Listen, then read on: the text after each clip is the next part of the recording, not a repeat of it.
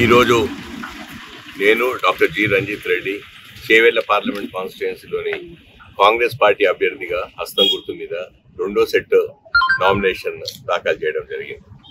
మా గౌరవనీయులు, మా వికారాబాద్ డిసిసి అధ్యక్షులు, పరిగి స్థానిక శాసనసభ్యులు అన్న పెద్దలు రామ్మోహన్ రెడ్డి గారు, మా టిమ్రిస్ చైర్మన్ సోదరుడు ఫహీం భాయ్ గారు, మా షేర్లింగంపల్లి నియోజకవర్గ ఇన్ఛార్జ్ జగదీష్ గౌడ్ గారు, మా మహేశ్వరం ఎంపీపీ సునీత అంజానాయక్ గారు సమక్షంలో ఇవాళ సెకండ్ సెట్ నామినేషన్ దాఖలు చేయడం జరిగింది. చాలా చాలా సంతోషం.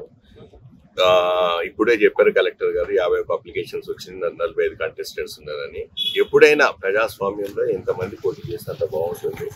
మనకు కావాల్సింది రాబోయే తరాలకు, రాబోయే రోజులకు, మన పిల్లల భవిష్యత్తు కోసం మన ప్రజాస్వామ్యాన్ని ఎలా కాపాడుకోవాలన్నదానికి ఇది ఒక నిదర్శనం. ఇంతమంది రావడము, నామినేషన్లు వేయడము, రాబోయే పోటీలో ఎవరి వ్యూహం, ఎవరి అభిప్రాయాలు వాళ్ళు చెప్పాలి, ప్రజలు నిర్ణయించాలి. ప్రజలు ఎప్పుడైనా వాళ్ళు నిర్ణయితలు కాబట్టి వాళ్ళు అనుకున్నది ఏం కావాలి, ఎందుకంటే వాళ్ళ భవిష్యత్తు కోసం వాళ్ళు ముందుకు రావాలి, వాళ్ళు ముందుకు పెద్ద సంఖ్యలో రావాలి.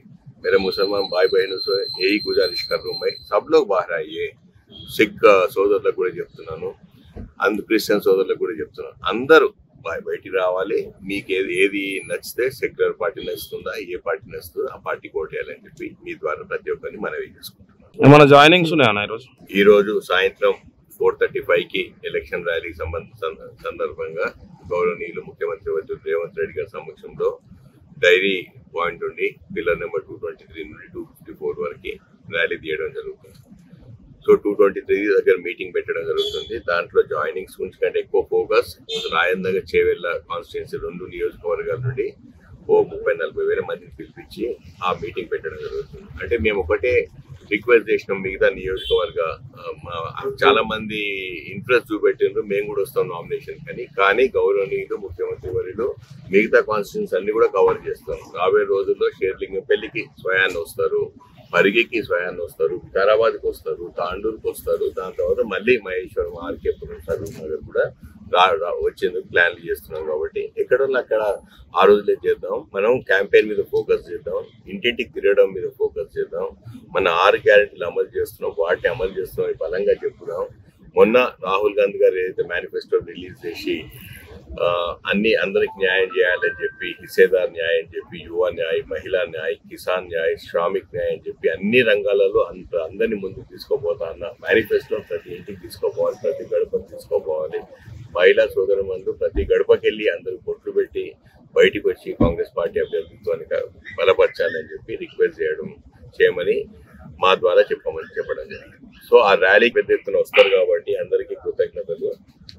గౌరవనీయులు ముఖ్యమంత్రి వారు కరెక్ట్ టైంకి 5 గంటలకు వస్తున్నారు, ఎందుకంటే 7 గంటల తర్వాత తనకు కంటోన్మెంట్ ఏరియా కూడా వెళ్ళాల్సి రూపాయల గ్యాస్ సిలిండర్ అమలైంది. ఇక్కడ ఈ 7 జిల్లాలో ఎలక్షన్ కోడ్ మొన్న ఎమ్మెల్సీ ఎలక్షన్స్ అయింది, ఆ రిజల్ట్స్ జూన్ 4 ఉంది కాబట్టి. కానీ మా నాయకులు, మా అక్కడ ఇన్ఛార్జ్లు, మా ఎమ్మెల్యేలు ఒకటే చెప్తున్నారు, ఎవరికైనా రాకపోతే మా బాధ్యత, 200 యూనిట్ల కరెంటు, ఉచిత కరెంటు ఇవ్వకపోతే అది మా బాధ్యత అని చెప్తున్నారు.